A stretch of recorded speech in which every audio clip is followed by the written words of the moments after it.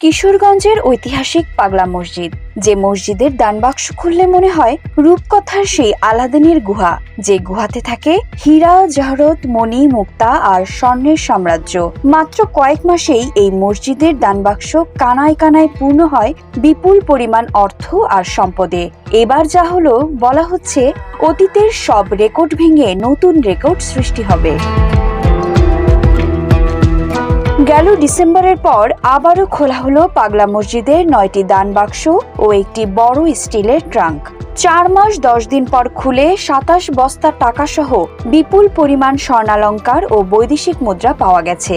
বলা হচ্ছে এবার স্মরণকালের সবচেয়ে বেশি টাকা ও স্বর্ণালংকার পাওয়া গেছে। শনিবার সকাল 7:30টা থেকে সিন্দুক খুলে শুরু হয় গণনার কাজ। মসজিদের মেঝেতে সারিবদ্ধভাবে বসে বস্তা বস্তা টাকা গুনছে এতিমখানার শিক্ষার্থী,